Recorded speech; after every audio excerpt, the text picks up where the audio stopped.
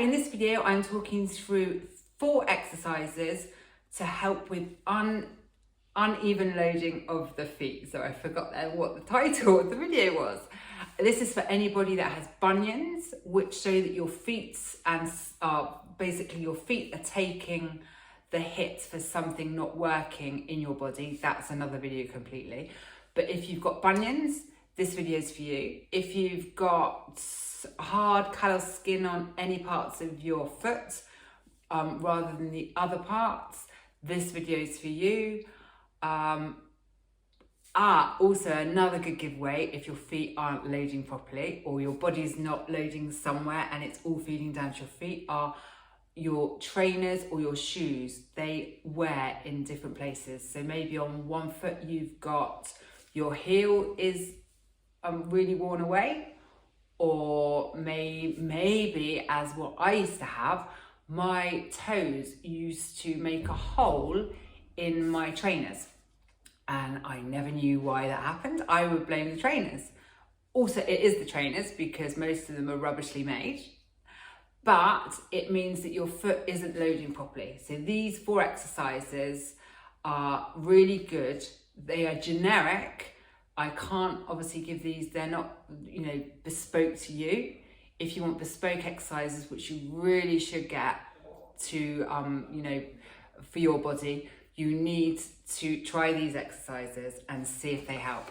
So we are going to do the foot circles, point and flex. We come down like this, put a pillow underneath your head if you need to. I don't need to for this exercise. We are going to have one leg nice and prostrate on the ground like this, keeping our foot on that leg really nice and active. Don't let it flop in, don't let it flop out, and it needs to be in a straight line. So you need to have your ankle, knee, hip and shoulder all in a straight line, and we are going to hold our leg up like that underneath the back of our knees, and we are going to do foot circles. Anyway, because you do the opposite way in a minute, we are going to do 30 of these. Really moving in nice fluid circles, using the ankle and nothing else. Nothing else should be moving apart from the toes and the rest of the foot with it. When we've done 30 of those, we're going to turn around and do the opposite way. Remembering to keep the foot really active of the prostrate leg, and the movement doesn't come from the toes, it comes from the ankles. Looking up to the ceiling, keeping your upper body nice and relaxed. That must be 30 now. So we're going to do our flexes, point and flex. Movement coming from the ankle, not the toes just follow the movement.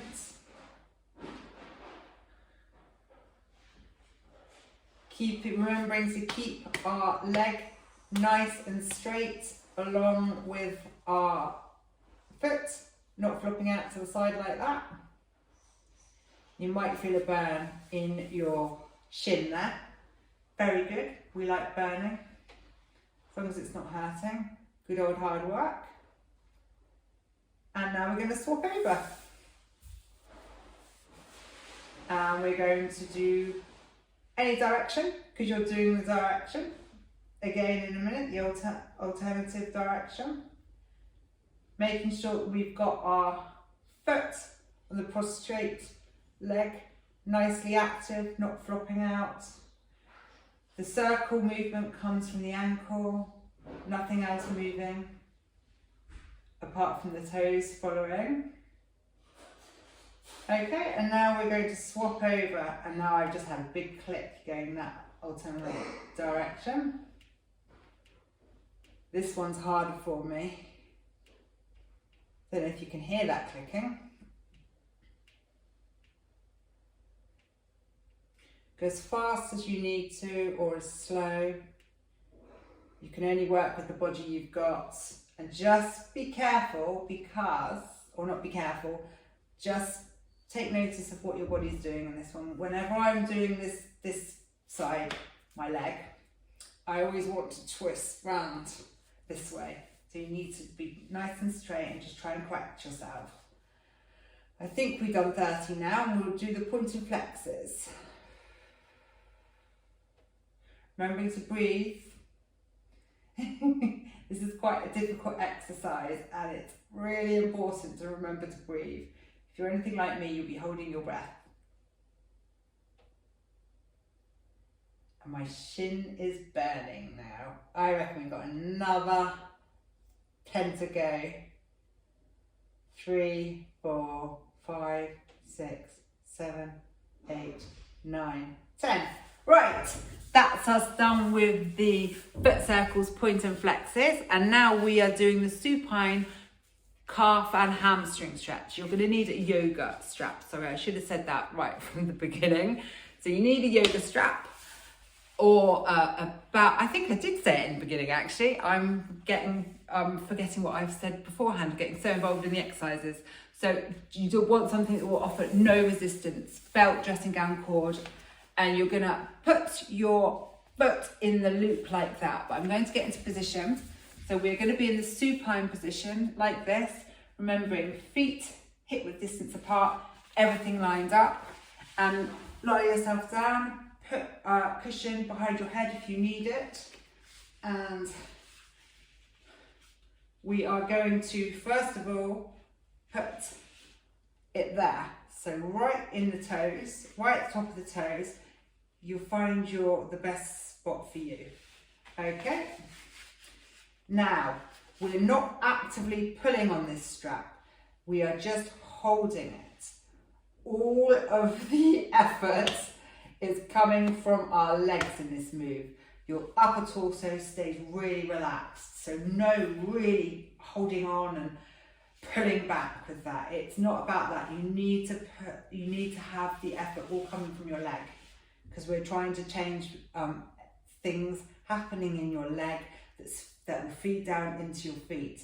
So hopefully after doing these exercises, your feet will be more functional. Now, the first stage of this exercise is we don't raise our raised leg more than our knee on our kind of like not used leg.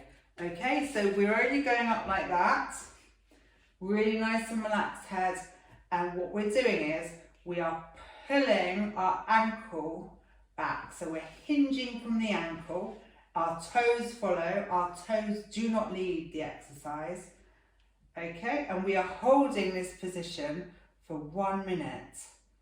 Now I can take my hand away and my leg will still stay up. You're really, really hinging from that ankle. All of the work is coming from the leg. You're just holding on to this to keep you nice and steady. Okay, remembering to straighten that knee if you need to, because some people do this and they'll think, and actually that does work, but it works, we need to do all of your muscles in your leg, and this will get all of your muscles in the whole leg. Great for the posterior chain. Posterior chain exercises, just basically they concentrate on the back of the body. So we're concentrating on the back of our legs here. I must have done a minute. I'm too busy talking. What we're going to do is we are going to move the strap to the center part of our foot. And this is the hamstring part. So we're not actively pulling back on this strap to get our feet, our legs over, showing how flexible we are, because that won't be targeting the muscles that we need to. So the last exercise we did just to our knee. For this one, it's going to be individual to what's happening to your body, but exactly the same as what we did before on the other part of the exercise. Hinging from the ankle, toes follow, and find your sweet spot. Nicely relaxed, upper body, remembering to breathe. Now I feel this all down on my shins, I feel it in my hip flexors, I feel it on my Where else do I feel it? My quads, hip flexors, calf, and my foot is on fire at the moment. So I'm not concentrating on how long we've been. I'm actually going to come back up a little bit because I am able to do that without compensating anywhere. So find your sweet spot. Right, now that must be a minute. My calf is absolutely on fire. Ooh, and my hip flexor did some work there as well. We are going to swap sides, having our strap on the toes. Okay. Very important to have your leg that you are not raising, remembering to have that straight ahead, pointing straight ahead. So it's the outside edges of your feet, nice straight, nice straight line, and go for it. And this time I'll try not to talk too much. So only raise it up as far as you can. Not as far as you can, sorry. Only raise it as high as the bent knee. And also you might want to take note of where your foot is, because you need the outside. When I say outside edges of the feet, it's really important. So your legs that you're not using, outside edges nice and straight. But here, if you can take notice of what your knee is doing, it's really important to try and get your knee facing straight ahead. Some people might have internal knees or external knees. One knee might be different. I've got one knee different to the other. So this one is my leg that I've got to watch, because the knee likes to go out to the side externally. So the knee's facing outside. So this one I'm really trying hard to make sure my knee is in, or not in a nice straight line. All the time, making sure that my foot is active, my toes aren't leading, so I'm nicely hinged at the ankle. Okay, I think that's a minute up. I'm guessing again. Okay, so like a stirrup when you're riding, sit yourself up again, hinge from the ankle, toes follow, remembering to watch your direction of your knees. Okay, and as I said, it's all in the foot and the leg doing the move. You should be able to do this without holding on. Now I can really feel that. It's a really good test to see what's actually happening in your legs and your feet when you take your hands away. Remembering everything nice and relaxed, concentrating on where your knee is, nice and straight. Hinging from that ankle, toes follow. You might find that one side is more work than the other. That is your body showing you you're weaker on one side. And that will be feeding into every movement you do, including walking. And remember, you might be up here. Just depends on what your body's doing. Okay, so that's a minute done for that. And now we are going to do static extension. So for static extension, you need to come to a hands and knees position. Very important to keep your feet flat on the floor. They might want to raise up when you're doing this exercise. So really try and keep your feet flat on the floor like that. You need to be hip width distance apart. And now we are going to come forward like that. If you find this exercise too harsh on your back, I would suggest trying to come like that and trying that way, okay? But if you do have any pain or new pain, don't do this exercise. Your body's not ready for it. Okay, so we are going to walk our hands forward like that. And now we are going to put a slight hinge in our pelvis. That's rolling it forward so it's anterior tilt like that. Remembering feet on the floor flat and fleshy parts of our elbow pointing in like that, inwards. And our hands are very active here, spread like starfish. And now we are going to sink down into our shoulder blades, keeping our arms straight, nice and relaxed. My arms always want to straighten here. Nice and relaxed. Head nice and relaxed. And you might need to play around with it because you might need to come a little bit more forward. That's probably about where I am.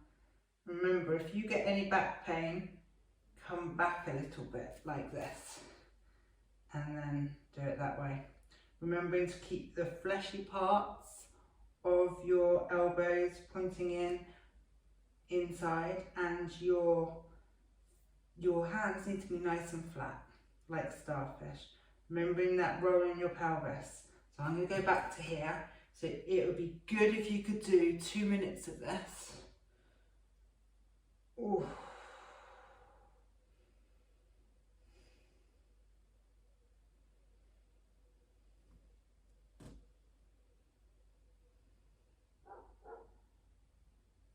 And then when you finish that, come back into the child's pose, which is like that.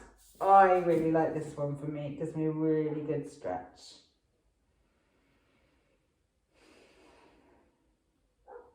Nice and relaxed. And we've got one more, and I've forgotten what it is. Airbench, one of my absolute favourites. So I would advise you doing this exercise in training shoes.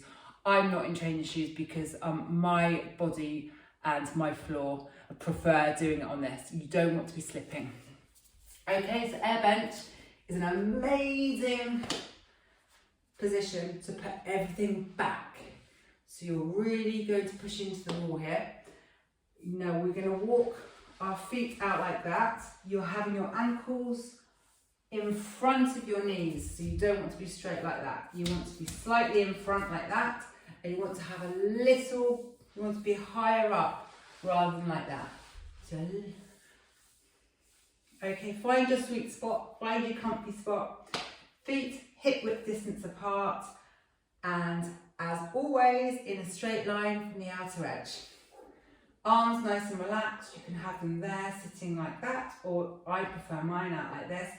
And now when you're doing this, you are pushing, your balance is in your heels. You're pushing from your heels all the way back into the wall, pushing your pelvis and your lower back, that's your lumbar spine, into the wall. Really actively push. Everything should be against the wall, including your head.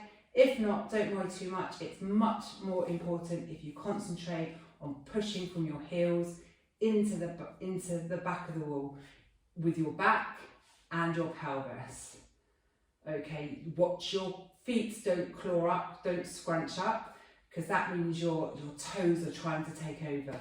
You'll find that when you've got it correct, all of the muscles in your leg work, not just one particular part. Okay, so I'm really pushing. Breathe nice and deeply, looking straight ahead. We're over a minute now, so if you find you have to stop, that's completely fine. Just do what's comfortable for you. And try and work up to 2 minutes. And to come out of this, you push like that. Sorry, my dog's barking in the garden. So that's 4 exercises for you to try.